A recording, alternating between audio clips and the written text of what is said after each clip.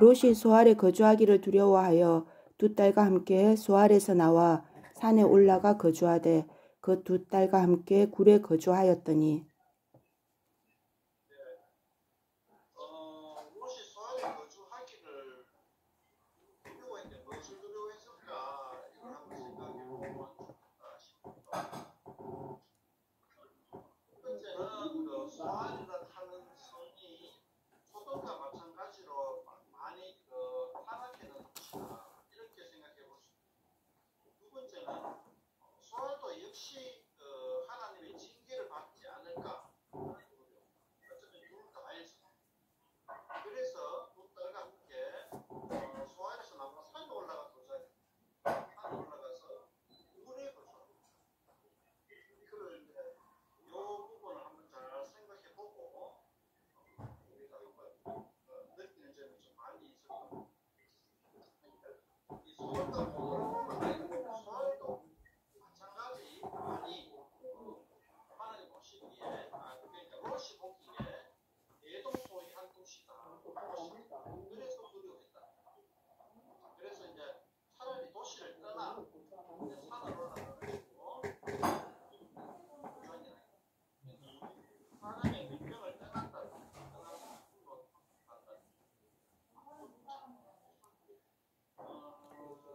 그렇게 했는데 이제 그 두 딸들이 자기와 약혼한 남자들은 소돔 땅에서 유황불에 죽어버렸고 그래서 두 딸이 자기 아버지하고 이제 관계를 맺어가지고 아들을 낳는데 아들이 이제 모압의 자손이고 한 아들은 암몬 자손의 조상인데 그 얘기가 19장에 나오고 그런 이야기는 뭐냐면은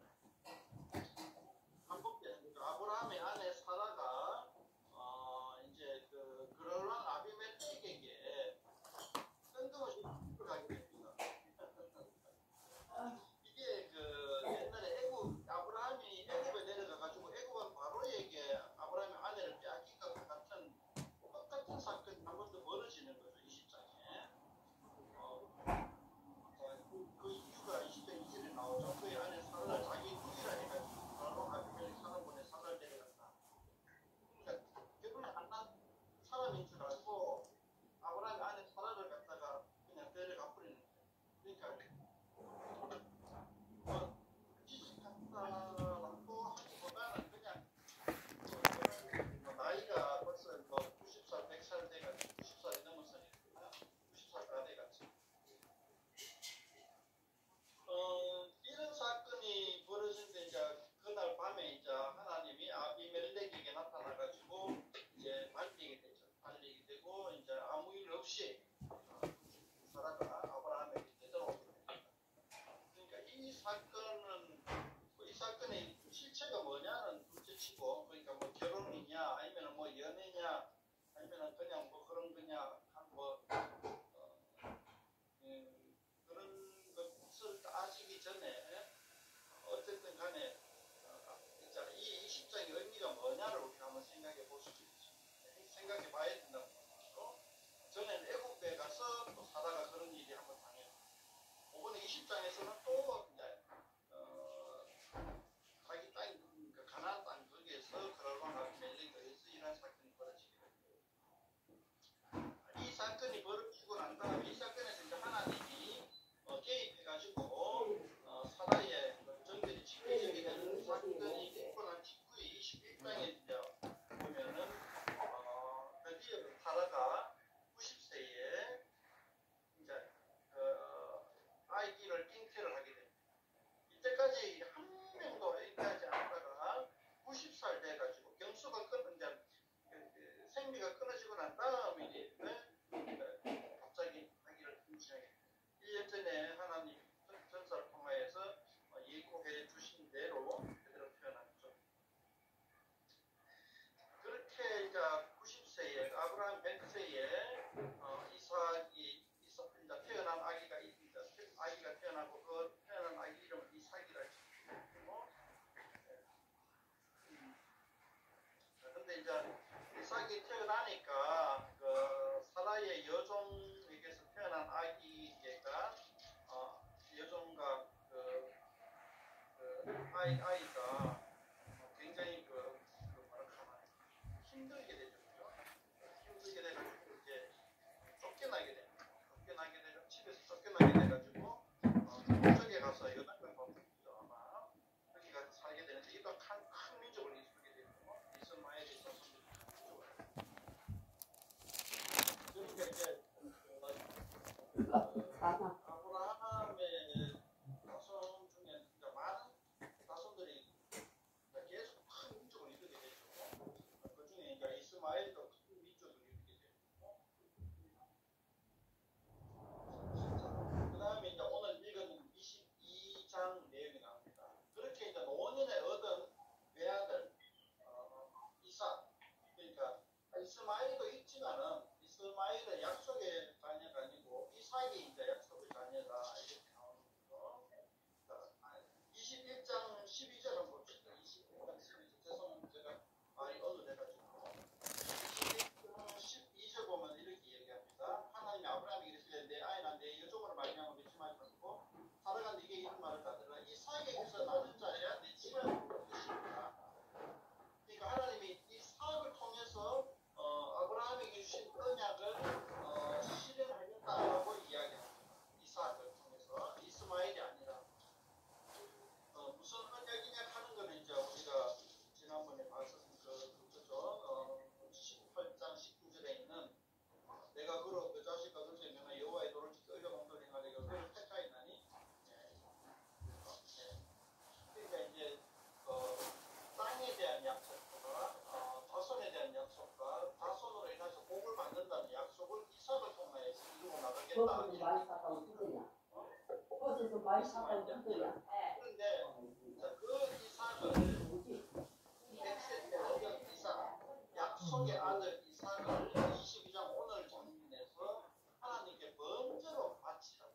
번제는 제물을 드리고 보통은 이제 소나 양이나 염소 또 가난한 자들은 비둘기 정도로 이렇게 번제를 하는데 갑자기 뜬금없이 인신제물을 드렸다. 그런데 이제 아브라함은 그걸 순종을 하는데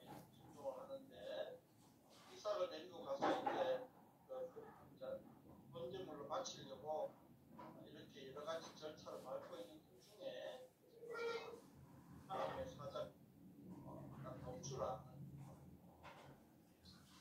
이렇게 해가지고 이제 아브라함이 테스트죠. 하나님께서 받은 테스트를 통과함으로 말미암아 하나님께서 16절에 이렇게 얘기합니다. 내가 나를 어떻게 명하니 내가 이같이 행하여 네 아들의 남자가 받지 아니하였듯 네가 내게 큰 복을 주고 네가 크게 벗어나야 하늘의 별과 같고 바다의 모래가 같고 내 키가 크게 18절 중요한 말입니다.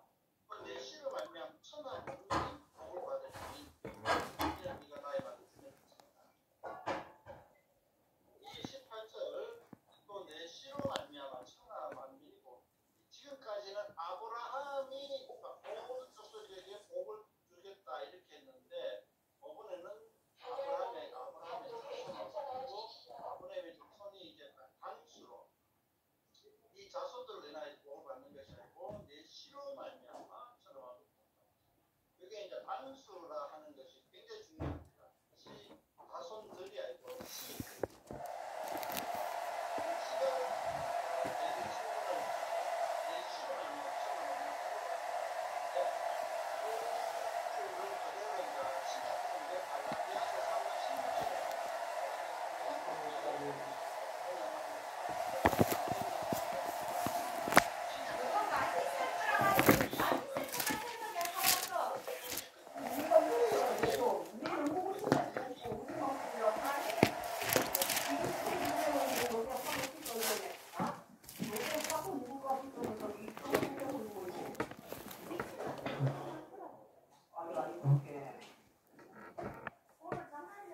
삼 장 16절요.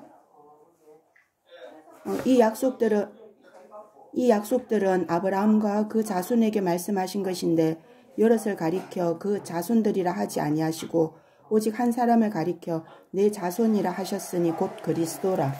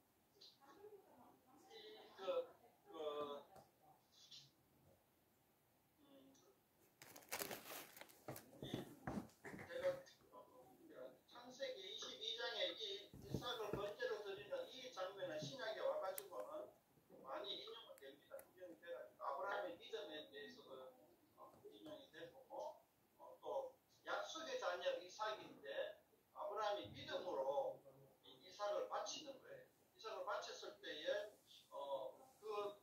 이삭의 약속의 아들인데 그 아들을 죽이다 하는 것은 뭐냐 하면은 여기에서도 부활의 신앙이 있다. 죽여도 이삭은 살아날 것이다라는 부활의 신앙을 가진다. 이렇게 있는 이야기고.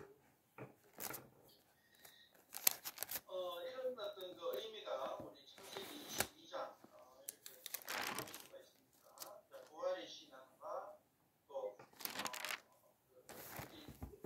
백세된 복단을 바칠 만한 그러한 믿음, 그러한 것으로 인하여서 이삭의 자손을 통하여서 메시아가 올 것이라고 하나님께서 약속을 하시는 거예요. 오늘 22장에 대해서 대충 설명을 했는데 그 다음에 이제 뒤에 장면을 조금 더 설명해야 되겠죠. 뒤에 장면 조금 더 설명해야 되는데 이제는 이제 거의 이제 이삭의 이야기가 나옵니다. 아브라함의 이야기는 이제 조금 사라지고 이삭의 이야기 넘어갑니다. 그러니까 아브라함이라 하는 이제 그 민족의 조상 이야기가 여기서 대충 막을 내리게 되고 이삭이 나고 그 다음에 이삭의 아들 야곱과 에서 이야기가 나옵니다. 그래서 이제 중요하지 않기 때문에 이제 크게 이제 넘어갈 건데 아브라함의 100세 때 얻은 아들 이삭 이야기가 지금부터 조금씩 나와가지고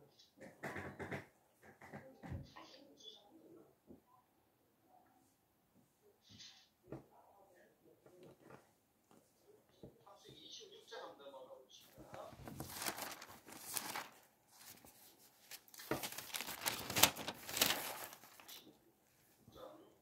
2절에 보면은 26장 2절에 여호와께서 이삭에게 나타나 이르시되 이렇게 해가지고 4절 읽어보면은 네 자손을 하늘의 별과 같이 번성하게 하며 이 모든 땅을 네 자손에게 주니 이 자손으로 말미암아 천하 만민이 복을 얻으리라. 아브라함에게 하신 약속을 이삭에게 그대로 합니다. 그러니까 아브라함에게 주신 언약이 이삭을 통해서 내려온다는 걸 알 수가 있죠. 이스마엘이 아니라 이삭을 통해서 내려온다는 걸 알 수가 있고. 근데 또 이제 이삭을 통해서 내려가다가 또 한번 봅시다. 그러면은 이삭에게서 이제 쌍둥이가 태어나거든요. 그래도 이삭도 별로 자손이 별로 없어요. 거의 없고 야곱과 에서라는 쌍둥이가 태어납니다. 에서와 야곱이. 그런데 에서와 야곱의 쌍둥이 중에서 야곱을 통해서 이 약속이 이어집니다. 그 장면을 그냥 하면은 28장 14절입니다. 소리가 좀 이상하시거든요. 귀가 이상하니까 목소리도 이상해지십니다. 28장 14절에 이렇게 얘기합니다. 야곱에게 이 자손이 땅을 끝까지 되어 네가 서쪽과 남쪽으로 퍼져나갈 테면 땅의 모든 족속이 너와 네 자손으로 말미암아 복을 받으리라. 이 약속을 야곱에게 합니다. 이 야곱을 보고 이게 지금 야곱의 이야기인데 28장 12절 약간 더 위에 12절 한번 봅시다. 꿈에 본 적 사닥다리가 땅에서 있는데 그 꼭대기가 하늘에 닿고 본 적 하나님의 사자들이 그 위에서 오르는데 있더라고. 그게 이제 야곱이 위기의 상황에서 꿈을 꾸는데 기도하다가 꿈을 꾸는데 밤에 사닥다리가 하늘과 땅이 연결되어 있고 사닥다리 위로 하나님의 사자들이 왔다 갔다 하는 이 사닥다리. 요한복음 1장 51절에 보면 이 사닥다리가 예수님이다 라고 표현하고 있습니다. 이런 이야기들이 이제 야곱에게까지 진짜 이어지는 거죠. 이삭의 자손이 에서와 야곱이잖아요. 에서가 먼저 깨어났어요. 에서가 먼저 깨어나고 야곱이 뒤에 야곱을 이제 둘째라고 하잖아요. 왜냐하면 쌍둥이인데도 장자권 때문에 형 아래를 정해야 돼. 그래서 에서가 형이고 야곱이 동생이게 됐는데 그런데도 이제 하나님이 야곱을 택하는 거예요. 언제 야곱을 택할까?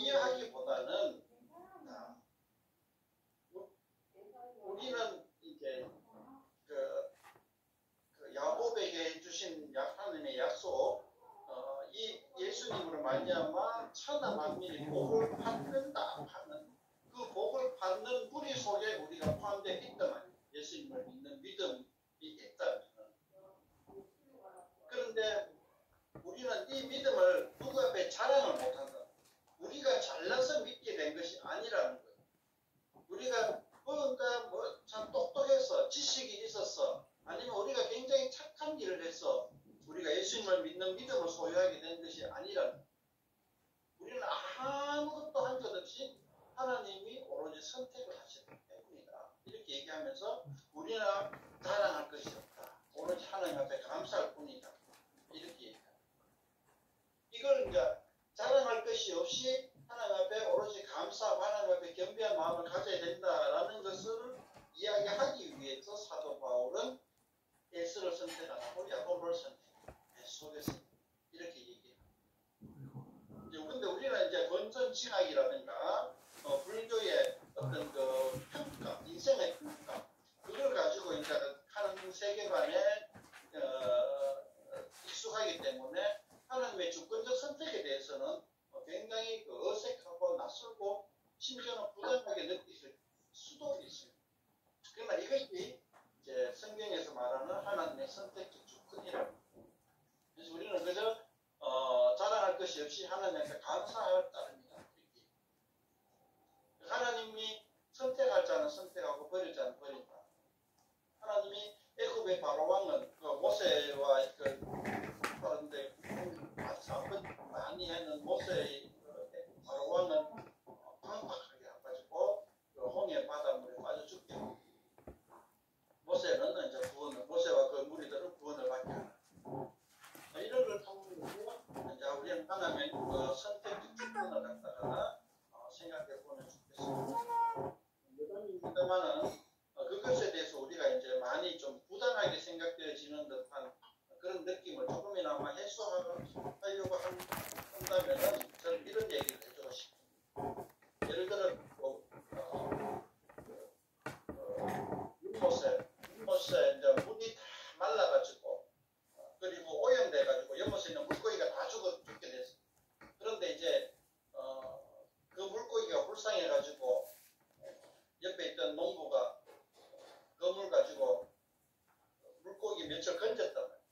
건져가지고 이제 새로운 연못이나 어항에다가 다 옮겨가지고 양식을. 그럴 때에 누구는 건지고 어떤 물고기는 건지고 어떤 물고기는 건지지 않았다고 해서 이 농부를 불의하다, 부당하다, 잘못했다라고 이야기할 수 있냐? 누구는 어떤 물고기는 건지고 어떤 물고기 건지지 않는 것은 단지 농부의 주권이다. 농부의 그 권리. 마찬가지로 하나님도 우리 인생에 대해서 그렇지 않을까라고 한번 생각을, 이런 이야기를 들려주면은 하나님의 그 주권에 대해서 우리가 부당하다, 하는 잘못이다 하는 것에 대해서 조금이나마 해소할 수 있지 않나, 이렇게 한번 생각을 봅니다. 자, 오늘 이제 그 이야기가 아브라함에게서 이제 이삭, 100세 태어난 이삭이 이삭과 그 다음에 이삭의 쌍둥이 아들 에서와 야곱 중에서 야곱까지 하나님의 축복이 이어지는 계보를 잠깐 살펴보았고, 계보 속에서 나타난 하나님의 뜻, 선택적 주권, 그리고 아브라함의 믿음, 그리고 예수 그리스도의 탄생에 대한 계시, 이런 것들을 한번 잠깐 생각해 보았습니다. 제가 오늘 준비한 말씀은 여기까지인데요. 한번 또 같이 생각해 보고 싶은 이야기 있으면 해보시기 바랍니다. 해주시면 고맙겠습니다. 질문 있습니까? 없습니다.